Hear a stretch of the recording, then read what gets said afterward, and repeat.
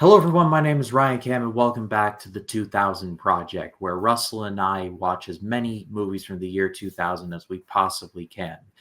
And coming live from Half Awakeville, it's Russell Howell. Russell, how are you? I'm doing good, man. Well worth it though. Last night we went and saw Pat McAfee, a big night out down at PPG Paints in Pittsburgh. It was fun, so really good time. Well worth the being tired all day today. Russell got to witness the glory that was drunk Michael Cole. If you know, you know. Yeah, definitely. And Shane Gillis as special guest referee for the sumo wrestling match was fun too. I saw that. That was crazy. Yeah. We could do a whole thing about Pat McAfee, but talk about a guy who went from like a football player to like what he's doing now, and he like made it. That's a story right there. Yeah, 100%. And I mean, he's just entertaining, and the whole fact that you could put this event on with like almost 13,000 people, sell it out real quick. Well, if you're watching the video version of this, leave a like, subscribe. We would greatly appreciate that. The channel's almost at 600 subscribers, which is just mind-blowing to me, but I do appreciate it very much. If you're listening to the audio version, leave 5 stars on Spotify. I would appreciate a follow there as well. Without any further ado, let's get into talking about the 3 movies that we're covering this time around from the year 2000. And we got one... well, in my opinion, anyway, yeah, this is that movie rubbed you the wrong way, man. Woo. Well, we might as well get this one out of the way first up because I've got some thoughts on this one. It's Drowning Mona. They got money on that game. You and everyone's mother. Drowning Mona. Drowning Mona was directed by Nick Gomez, and it starred Danny DeVito, Bette Midler, Neve Campbell, Jamie Lee Curtis, and Casey Affleck. Danny DeVito, who produced this movie, must have had some dirt on some of these people because this cast is stupid good and they are so wasted, but we'll get to that. It tells the story of a town who is dealing with the recent murder of, well, a citizen who was not really well liked, named Mona Dearly, played by Bette Midler. She crashes into a lake and drowns. And there are many suspects, and none are really shedding too many tears that Mona has dearly departed. Yes, I know what I did there. So I normally try to like not go hyperbolic with this one, and I won't do it here. But this is not like worst comedies I've ever seen territory, but this was just pretty bad.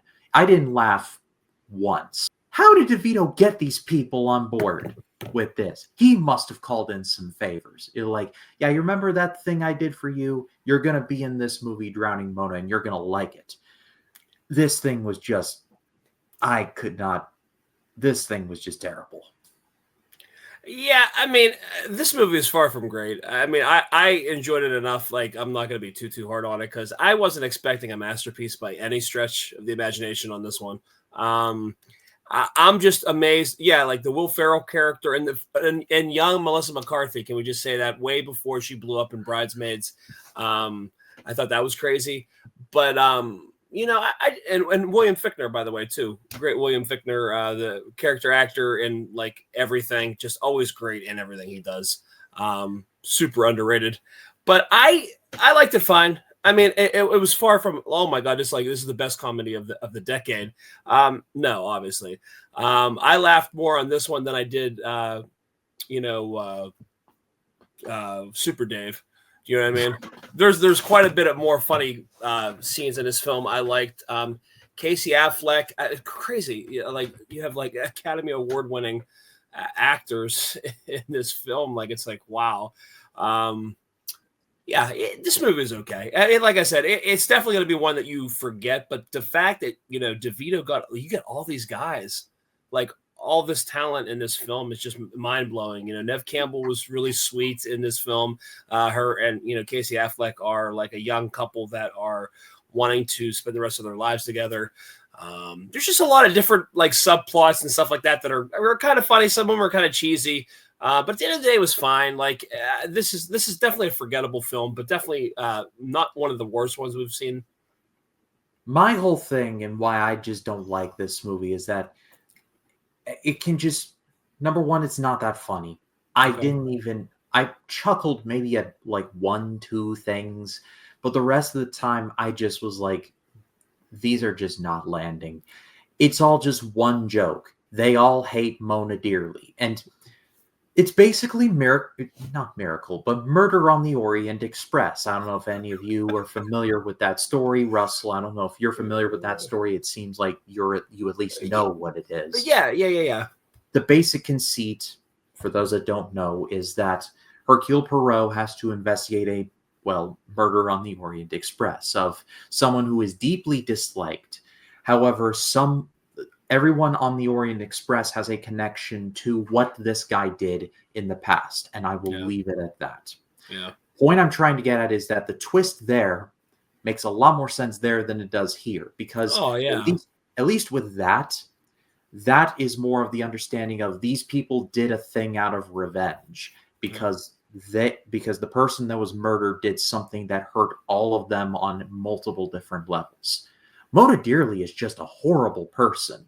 And that's the joke. There's no depth. There's no nuance to it whatsoever. Yeah. Like, she yells at poor William Fichtner. Like, she abuses her sons. I'm just sitting there thinking to myself, I'm not supposed to like this person, but like not to the point of like go away heat. Yeah. And what also doesn't help is that Mona Dearly is not necessarily well liked, but no one else in this town is likable either, except for maybe Danny DeVito's character and Nev Campbell's character, like you mentioned. Like Casey Affleck, I tried, but I just couldn't get on board. His friend who he runs the lawn care business with. He's an idiot. Yeah, that guy's an idiot. Yeah. Let's not forget he might be really into kids. There's a part in this where he hits on an underage girl. And I'm just sitting there like, between American Beauty and a couple other movies in '99 and now this, I just cannot escape these people, and I just cannot escape these plot lines. Which never comes back. So why even introduce? So why even introduce it if you have his character already in love with somebody else and that we obviously see later on? You know what I mean? Like, it doesn't make any sense. Yeah, that was kind of really off-putting. I don't know who okayed it, but kind of what you said. I guess like a lot of the characters are not likable, but there are a few. At the end of the day, this is forgettable comedy. But like I said, it was okay enough. I'm not going to say that this was like, oh my God, go out and see it tomorrow. It is free on Amazon Prime, by the way, for those listening and watching, as it should be, because who would pay to see this, right? I watched it on Tubi, and even though that's a free service, I feel like it was robbing me. This movie's for it, and it's not Super Dave bad, but it's bad. Man, it's bad. It's Super Dave is on another level, man. I know you love that one joke, but dude, that movie was really awful. It had at least one joke that made me laugh, and the rest of the time I'm just like, I'm just like just serenity now. But Drowning Mona's awful. Don't watch it. That's the period at the end of the sentence. But let's parlay. Let's parlay into a comedy that's not very silly in the slightest to an action movie that is silly in the best and worst ways possible. It is Reindeer Games. Wow. Reindeer Games. This was directed by John Frankenheimer, who had directed movies like Ronin, among many others. You've probably heard of him. He's directed something you have seen. And the movie starred Ben Affleck. There's the other Affleck brother. Gary Sinise, Charlize Theron, and Dennis Farina, among many others. And it tells the story of a guy named Rudy, played by Ben Affleck, who on the day he gets out of prison stumbles onto a young girl named Ashley, played by Charlize Theron. The two get together and, let's just say Rudy knows who Ashley is because Rudy's cellmate wouldn't stop talking about her. And so after an accident on literally the cliche of 2 days before retirement, in this case, 2 days before they leave prison, Nick dies, Nick being the cellmate, so Rudy basically takes his place. And what happens next involves Gary Sinise and his gang of truckers trying to rob a roadside casino while dressed up as Santa Claus. People, you are not prepared for reindeer games, no matter how much you think you are. And Russell, when this was done, I texted you, I'm like, you are so not prepared for this movie. And from the look on your face, I don't think you were adequately prepared for the lunacy that is reindeer games. First off, we're going to decide to rob a casino, like almost like a Native American casino, like one of those small run casinos. This isn't your Martin Scorsese casino film by any stretch of the imagination. This is not the Bellagio.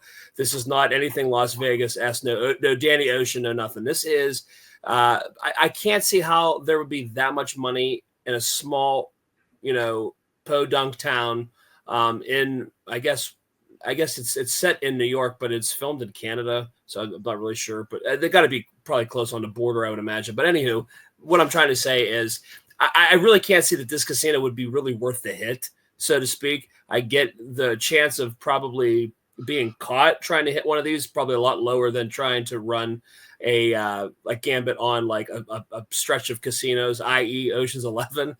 But yeah, this movie definitely was. This is my first time watching it. I remember when it came out, and I told you, like, it's crazy that I sat on this for 25 years. I never watched it. Charlize Theron's fantastic as she is in every single thing she's in.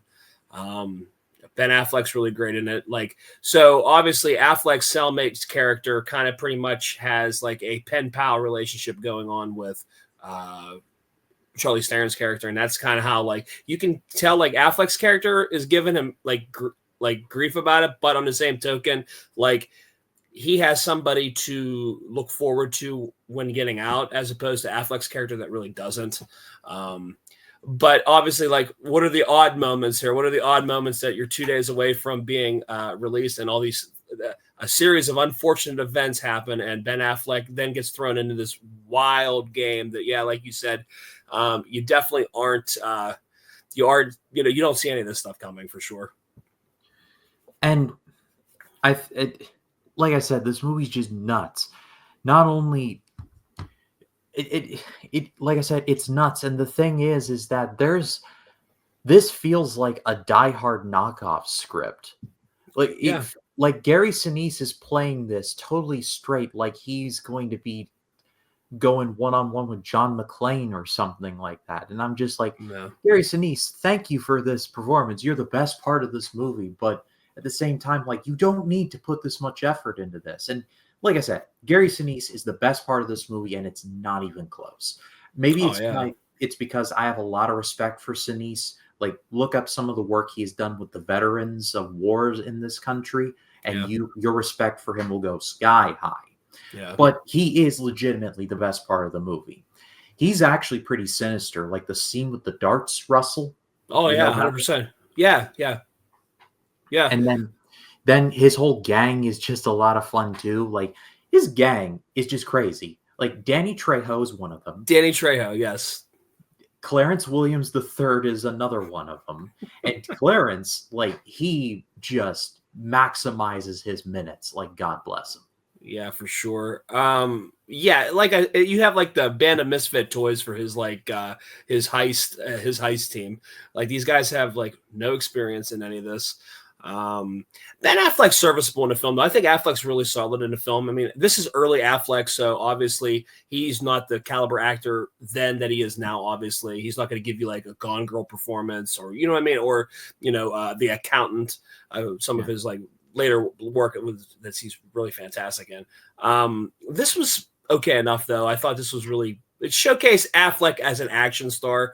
Obviously, in the late 90s, you had Armageddon. I think you had Bounce right along here, like the romantic drama with him and I think Gwyneth Paltrow. I believe Bounce was right around 2000, 2001-ish. So this is when he was just kind of like dabbling. I think this is when he first kind of just started getting bigger. You know what I mean? Obviously, we saw him in Boiler Room. last time that we talked about. So he was getting himself out there in different roles. Charlize Theron, I think she was fantastic. She might be another gem. I would put Sinise with Charlize Theron for sure. I think she's a really shining star in this film as well. Just her character, just the how back and forth her character, is playing everybody. I think that's really great. This is just a fun film. It's a fun film.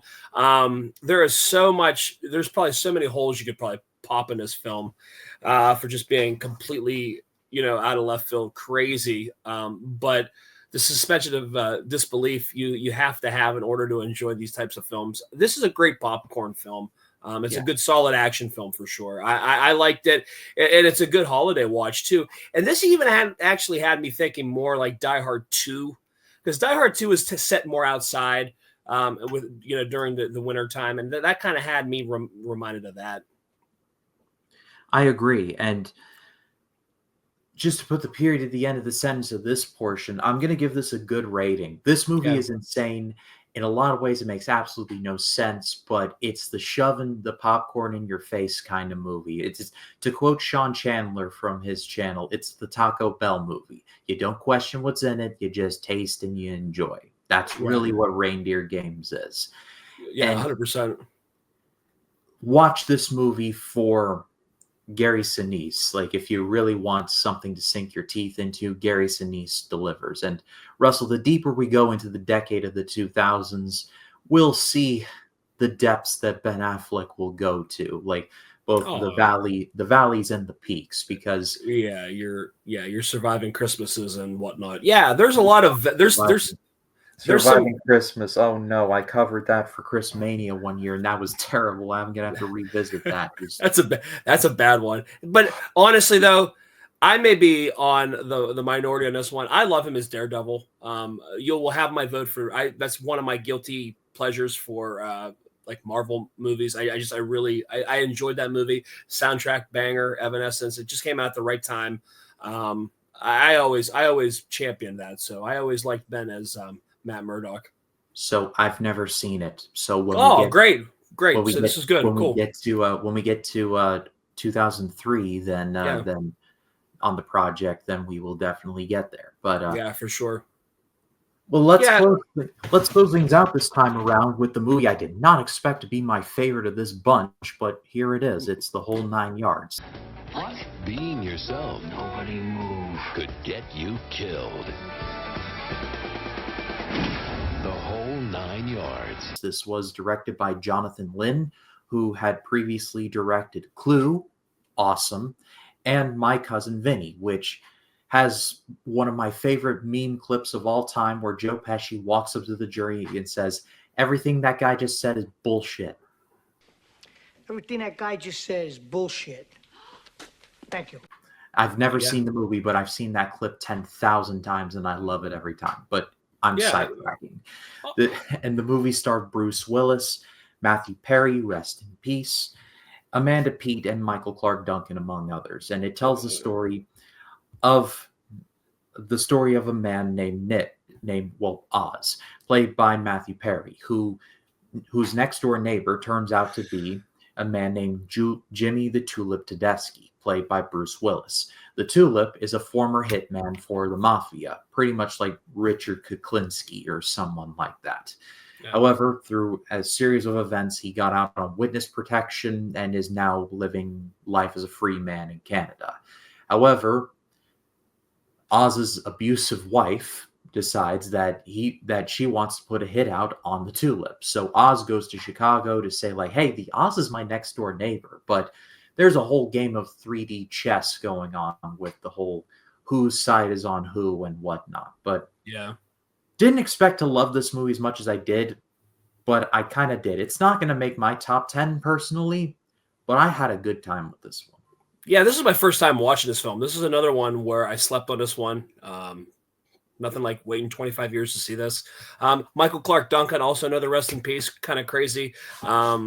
And then you have Bruce Willis, obviously now out of acting. So you have a lot has changed in that whole dynamic of obviously of all the people that are in this film. Amanda Peet was really huge in the late 90s, early 2000s. She'll always be my guilty pleasure in Coyote Ugly for sure. And I believe A Lot Like Love, she was in that one coming up a couple years later with Ashton Kutcher. It's a rom-com. It's a really good film too. Anywho, sidetracking. But yeah, no, this was one of the films I really I remember it coming out. A lot of people really liked it. And I just, like I said, it was one of those ones I just never got to. And then once obviously the sequel came out and I didn't see it, I'm like, well, there's no point in seeing, obviously, I'm not going to see the sequel without seeing the OG. But this one I was pleasantly surprised with. I enjoyed it. A little bit eccentric to go all these ways, go all through all these loopholes in order for Matthew Perry's character to get a divorce from his crazy psychotic wife. I like how random cameo, Harlan Williams, the comedian who is the hitman that Arquette's the female Arquette obviously puts out on Matthew Perry's character. So that was really funny to see him too, because he was big in the 90s, 2000s, Half Baked, Rocket Man. Those funny films. That Rocket Man was actually a Disney family film. Anywho, I'm rambling. I'm sorry. But yeah, I really enjoyed this one. I think this one, like I sent you the list, I think it's pretty much the same as yours. This one caught me by surprise. I really love all the talent that's involved in it. Even Kevin Pollak, a seasoned vet that you see him in literally, he's a supporting character in pretty much everything. I always think of him. My first exposure to him was Grumpy Old Men. I think that was kind of my first exposure to Kevin Pollak's character. Yeah, but, and he actually does a decent Italian accent here, and I thought that was pretty cool. And my favorite moment in the movie is when Oz walks into this hotel room with Frank, and he sees Tulip sitting there, and he's like, "Oh, Tulip!" and he bounces off of Michael Clark Duncan and into a lamp. Yeah, and then he holds the lamp up as like protection or something like that. Yeah, and it was really crazy to see Natasha Henstridge in this as well. She was obviously her big breakout was Species and Species 2, and then you see her. I think she was in Maximum Overdrive with Jean-Claude Van Damme. I'm pretty sure too, but she was one of those beautiful sex symbols in the late mid 90s, late 90s, because she was gorgeous. She was a pretty good actress. I thought she was really. Species was, I think, an underrated sci-fi film. The second one was an absolute train wreck, but the first one was serviceable enough. But yeah, I liked it. Matthew Perry's comedy, that's another thing that you really see has gone away, obviously, because we lost him. And it's really that almost slapstick comedy that Matthew Perry just shines in. A lot of that, his mannerisms, even near the end of the film when Bruce Willis throws him a beer and he totally doesn't even respond to it. It's still funny though how he reacts to that stuff. Do you know what I mean? It's great. It just shows you what kind of actor he really was. Like that comedic timing he had. I always enjoyed his Almost Hero, or what was it? Almost Heroes. He was in with Farley. Another rest in peace there. I liked him in Fools Rush In. He is a really good comedic actor. It just really showcases how really good he was. And this was this movie was definitely packed with the stars, and I really enjoyed it. I always have plans of books I'm gonna read in the year, and then I just jete into other things. But I've been meaning to read Matthew Perry's autobiography because read it. Yeah, I've read it. Because I have not seen a single episode of Friends. Oh, I will. Man. I will one day. I will one day. I want to. Maybe I'll make content for it here on the channel. Who knows? But Matthew Perry, I've seen him in a few movies, and I've legitimately liked him in all the movies I've seen, like Fools Rush In, like you mentioned. He's Serving great. Serving Sarah too. Another one he did. And that's just what that was just his time. All these guys blew up at the same time. All the cast of Friends all kind of blew up at the same time with them starring in films the mid 90s, late 90s going into the 2000s. That's how, Courtney Cox was big through, Scream, but she was already, they were already in Friends. So yeah, But yeah, definitely Courtney check it out. Cox, Courtney Cox is still getting work to this day Yeah. outside of Scream. And even Schwimmer, like, I mean, I know it's nothing crazy, but like, we just finished the first season of Goosebumps on Disney. I think he's in the second season, I believe. So it's nothing crazy, but he's still working. I mean, it's not like they're gonna, you're not gonna strike, gold twice with like a show, so great as Friends. And yeah, and if you ever do anything down a rabbit hole on that, absolutely count me in, man. I'm always game to watch. Those that show is great, man. I remember, once Seinfeld went off the air and they were done. Friends was there, like throughout like my high school, college days. So yeah, definitely a lot of good memories there. And it just really showcases how great of an actor he is. Also, even throwing it way back, I saw him when he got his first start in a Beverly Hills 90210 episode. He played one of Jason Priestley's friends, Brandon Walsh's friend, who had like I think like an abusive father or something like that. Anyway, check that one out. That was one of the first seasons of Beverly Hills 90210, I believe. And Matthew Perry was a guest. That's when he was pretty much like a no name, probably just an up and coming actor. But yeah, check that out. But yeah, read the book, man. It's a really good read. Also, David Schwimmer will always be known to me, not just like people know him for Friends, but I'll know him for two things: the Madagascar movies. He's Melvin the giraffe. Yeah, and he was also in one episode of Band of Brothers, and he is like so hateable in that show. Like credit to him, like he understood the assignment with that one. Like, to me, like Schwimmer outside of Friends, I remember the movie The Paul Bear he was in, and I also remember he was in I think it was one of those other rom films, Kissing a Fool. I think he was in something like that. It's something of Kissing a Fool or something, Kissing the Fool. He was also in that. Yeah, Madagascar was a little bit one, that shows the age gap between you and I too. Madagascar was more when I was already like, I think I was probably in college. When did the first Madagascar come out? In the 2000s, right? I want to say 2005. I'm going to check. Yeah, so I was already, me and my friends were seeing V for Vendetta in 2005. You know what I mean? Like I was already in college and I was out of that. But, and I think I might have seen the first couple Madagascars. Might have watched them with my daughter when she was younger. I don't really remember. We were big cartoon phases, so I don't really, those ones really don't stand out too much. Not like Rio. Rio, we loved watching the Rios.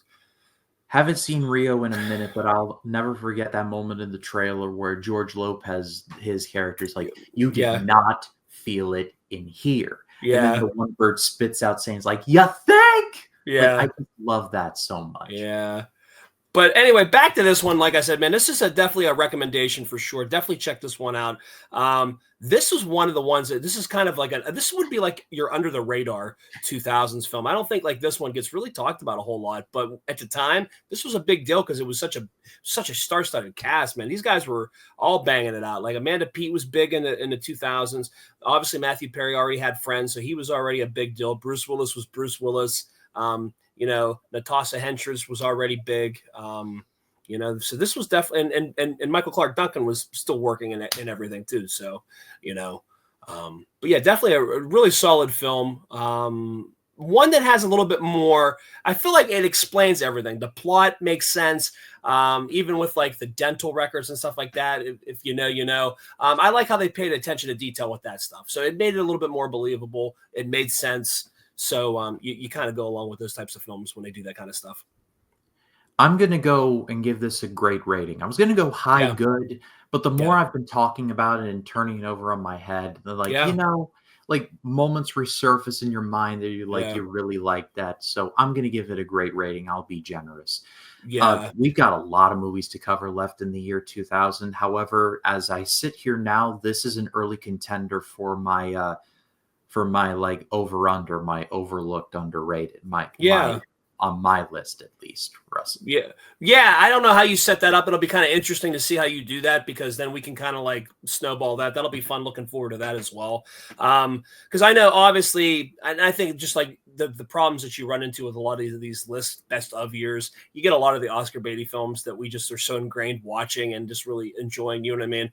And I think those ones kind of obviously overshadow those smaller ones. So this one definitely could be one of those under the radar type films for sure. I think this one would be a runaway right now at this point where we're at. With the films that we've reviewed in the 2000s, I think this is easily probably one of the better, like one of the top ones that we've done. Yeah, we won't have to worry about over/under until December or January. Yeah. But Yep. I pass it off to all of you. What did you think of any of these movies? If you've seen them, let us know in the comments. We'd love to read what you have to say. And Russell, it's a privilege to do this with you every single week, no matter if it's 60s Project, 2000 Project, or Horror Iceberg. We've got that coming up next week. But as far as now, what do you have coming up? Yeah, we are still. Chance and I still need to record The Last Airbender. I'm like dragging my feet on this one because I'm like not looking forward to watching this piece of crap. Once we don't do it. There are far more enjoyable bad movies. Don't do it. I know, but once we do that one, I think we're going to do. I know we do Best Picture every year, so I think we're going to do a Nora. But I don't know with like scheduling with like how Easter is so close. I know he was talking about wanting to do the Prince of Egypt, and obviously with Val Kilmer's untimely death as well. We were going to do Prince of Egypt before this even happened, before the sudden loss of Val Kilmer. So it was one of those ones. Now it's like more imperative that I think we obviously talk about it because of the acting legacy left behind by Kilmer. So I think those are the three that we have coming up. And like you said, obviously with the 60s and the Horror Iceberg and stuff like that, we still have a lot of content to go on those as well. Yeah, we've got plans, big plans for the remainder of the year. So stay tuned for all of that. Nearly at 600 subscribers, like I mentioned. So if you like this, consider dropping a subscribe. I would greatly appreciate that because 600 is just a astronomical number for me, and I'm so close. So I do appreciate it very much more than you know. And like I said, next week we will be returning to the Iceberg, and we'll be returning to the Paranormal Activity franchise. We'll be covering number 3, number 4, and the marked ones. One of those is really good. One of them is okay. And then one other is just not very good. But we will get to that. But for Russell Howell, my name is Ryan Cam. We will see you all in the next one. Y'all take care.